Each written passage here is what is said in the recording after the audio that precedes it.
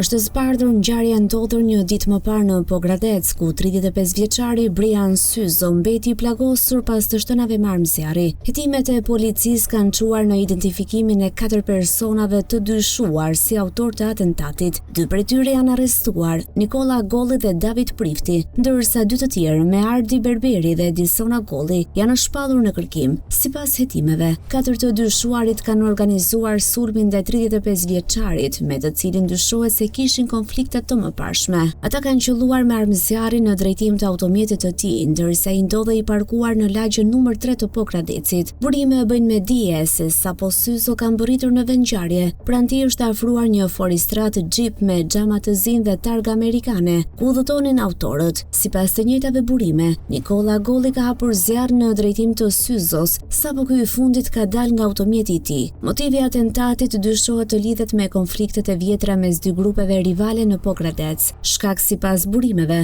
është bërë një ngjarje ndodhur në tetor të vitit të kaluar, kur vëllai Brian Syzos, Andy Syzo, plagosi me thik Nikola Gollin.